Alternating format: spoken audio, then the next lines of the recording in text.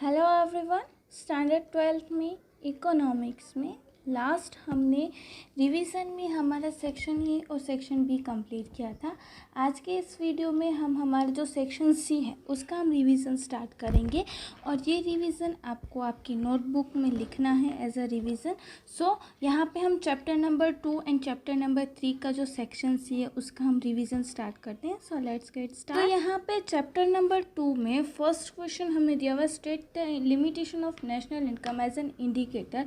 The first point is difficulty in calculating the true national income. Double counting, product for self-consumptions, difficulty in calculating depreciation, illegal income, tax avoidance, tax evasion, barter transactions, illiteracy, etc. makes difficult to estimate the true national income of the country, and hence the national income cannot be considered as a true measuring rod for the rate of economic development of a country. Then after, second limitation is population. With the national income, if the extent of population is considered, then the national income can be considered as a true measuring rod of economic development. Third point is the method of calculating income. There are different methods used to calculate national income across the world, therefore international comparison become difficult. तो ये यहाँ पे हमें limitations दी गई थी कि अगर हम नेशनल इनकम को एज अ इंडिकेटर हम कैलकुलेट करते कंसिडर करते हैं then after second question is state the limitation of per capita as an indicator. The first limitation is per capita income is only an estimate. The population census of India is held once in 10 years, hence only approximation of population is taken for all the years.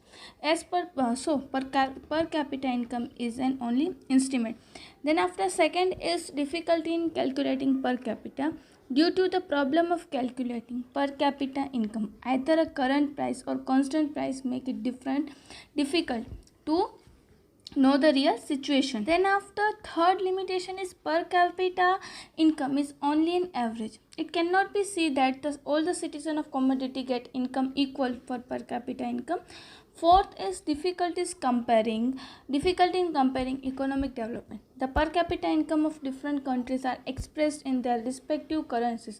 The per capita income is a first convert into a US dollar. That means and last point is per capita income is an indicator height more that it reveals, hence it cannot be said a correct indicator.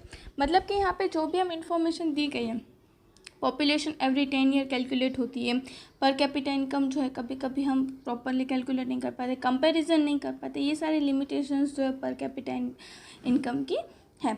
उसके बाद third question is where do the qualitative and quantitative changes occurs. First is qualitative changes with the increase in skill and population and saving, labor and capital increase, hence in the long run the real income increase and the production grows. कि जैसे जैसे लोगों की जैसे population बढ़ती है, labours बढ़ते, savings बढ़ती, कैपिटल बढ़ती, तो क्वालिटीज़ में भी क्वांटिटीज़ में भी चेंजेस आते रहते हैं.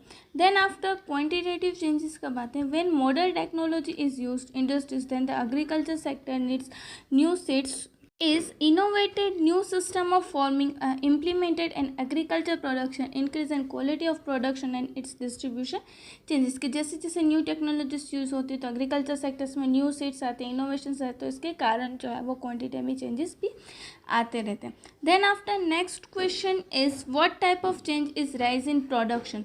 The production and economic growth are directly related. In the long term, economic growth is related to increase in the total production of time. With the increase in total production, real income and per capita income are constantly increased. Thus, the rise in production is quantitative changes.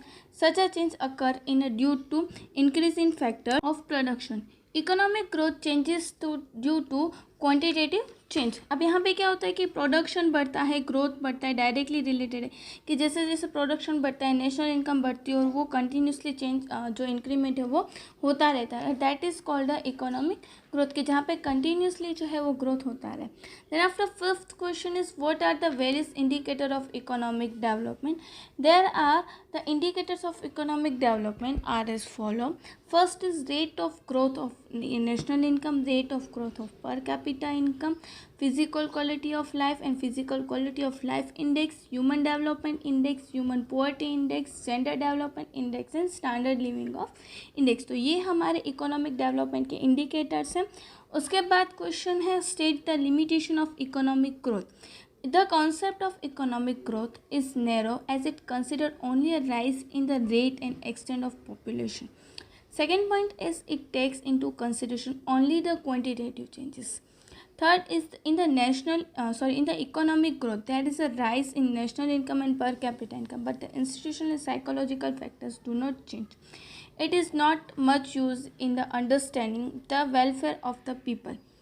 Then यहाँ पे limitations दी गई कि हम खाली population को देखते हैं यहाँ पे, फिर उनकी जो लाइफ है उसमें जो क्वांटिटेटिव चेंजेस आते हैं वो हम यहाँ पे कंसिडर नहीं करते हैं इकोनॉमिक ग्रोथ में, एज वेल एज कि साइकोलॉजिकल फैक्ट्स जो उसे हम यहाँ पे ध्यान में नहीं लेते हैं। And it is not much use in understanding the welfare of the peoples. Seventh question is state the limitation of economic development. Economic development indicates the economic progress of a country, but it cannot become an index of human progress। कि यहाँ पे खाली economic progress बताएगी, पर यहाँ पे लोगों की लाइफस्टाइल का प्रोग्रेस ग्रोथ रिपोर्ट यहाँ पे हमें नहीं बताया जाता है। It includes the changes in society, so it is very difficult to measure. In economic development the standard of living of people improves, but we can not say that economic development means improvement of standard of living. यहाँ पे society में changes किस तरह से है, कितना है, वो हम इकोनॉमिक डेवलपमेंट में मेजर नहीं कर पाते। अब लोगों की लाइफस्टाइल चेंज हुई, बट कितनी चेंज हुई वो हम यहाँ पे कैलकुलेट नहीं कर सकते हैं। Then after next question is what is life expectancy at birth. Number of years of a child is expected to live at a time of birth is known as life expectancy. Life expectancy indicates an average life. If the rise, it can be said that the medical facilities of a country is good. अब यहाँ पे जब भी कोई baby born होता है या कोई भी न्यू चाइल्ड बोर्न होता है, तब उसके जन्म के समय पे हम जो एक इंस्टीमेट करते हैं कि वो कितने साल तक जिएगा, that is called life estimate of life. अगर ये उसकी लाइफ इंस्टीमेट अच्छी होती है, दैट मीन्स कि इकोनॉमिक जो मेडिकल फैसिलिटीज़ है उस कंट्री की वो अच्छी है। Between growth and development which one is difficult to measures, why? The answer is between growth and development, economic development is difficult to measure because of following reason. In economic development, along with quantitative changes, qualitative changes are also included. In economic development, changes in society also takes place, also psychological changes which cannot be measure. अब यहाँ पे economic growth and development में से economic development जो है वो difficult है measure करना, क्योंकि यहाँ पे क्वांटिटी में चेंजेस पता चलता है, कितने क्वालिटीज़ में चेंजेस आए लोगों के वो हमें पता नहीं चलता है। साइकोलॉजिकली लोगों में कितना चेंज है वो हम मेज़र नहीं कर सकते हैं, इसलिए डेवलपमेंट जो है वो ज़्यादा डिफ़िकल्ट है मेज़र करना। 10th and last question is sanitation facilities indicates which aspects of improvement. Then first is drainage facility, second pure drinking facilities, settlement of slum, and fourth is medical health and service. तो ये जो है वो हमारे लिए sanitisation facilities में include होती हैं यहाँ पे। और यहाँ पे हमने ये जो हमारा चैप्टर नंबर 2 था उसका हमने सेक्शन सी किया। अब हम हमारा जो चैप्टर नंबर 3 है उसका हम सेक्शन सी स्टार्ट करते हैं। चैप्टर नंबर 3 में फर्स्ट क्वेश्चन हमें दिया हुआ है, discuss the function of money as a medium of exchange. Then the money is a universally accepted medium of exchange. Hence, the most important function of money is to act as a medium of exchange and trade. It removes the limitation of lack of double consignment of wants and make it easier. For example, the farmer can get money in exchange of feed, and from that money he can buy a cloth and ghee, etc. An individual can spend money to satisfy his present demand of goods and service and also save money for future to satisfy his future needs for goods and service. For example, a worker of factory can earn money from his work and can buy his need from the market using money as medium. Thus, money is universally accepted medium of exchange, plays an important role in modern economy. अब यहाँ पे money as a medium of exchange होता है, तो यहाँ पे money के through जो है वो यूनिवर्सली एक्सेप्टेड है, कभी भी हम कोई भी डबल काउंटिंग नहीं कर सकते और हमें जो ज़रूरत होती है वो ज़रूरत को हम इजीली सेटिस्फाई कर सकते हैं। Then second question is discuss the function of money as a store of value. In the form of money, the value of goods and service can be stored. Money is immortal, durable, and easily to handle. Hence, it is most convenient to store for a long period of time. It is easy to have money as storage of value. It become possible to get money in the exchange of crop and save the money for future needs to buy goods and service. Also, money could be used as a standard of different payment, and it provides the important basis of the entire system of credit, hire purchase and installment payment. अब यहाँ पे money को जो है वो हम easily store करके रख सकते हैं. कभी भी हमें इसे रखना हो तो हम रख सकते हैं, क्योंकि ह्यूमन बींग्स या गुड्स की जो भी क्रॉप्स होते हैं उनकी एक लिमिटेशन होती है कि हम ज़्यादा समय तक उन्हें स्टोर नहीं कर सकते. बट मनी को हम जब चाहे जितना चाहे उसे हम इजीली स्टोर भी कर सकते हैं, and as a medium of exchange हम उसे स्टैंडर्ड के रूप में भी हम यूज़ कर सकते हैं. Then after third question is state the causes of inflation. The causes of inflations are as follow. First is increase in demand, and increase in demand में भी 3 फैक्टर्स हैं. Increase in supply of money, increase in public expenditure and over population.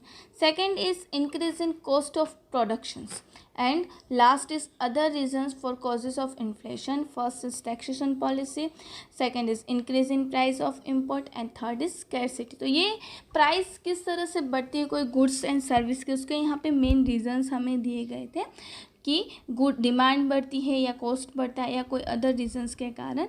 तो ये थे reasons. अब उसके साथ साथ यहाँ पे हमने हमारे चैप्टर नंबर 3 का भी सेक्शन सी कंप्लीट किया. यहाँ पे आपको ये जो रिवीजन है वो आपको आपकी नोटबुक में लिखना है.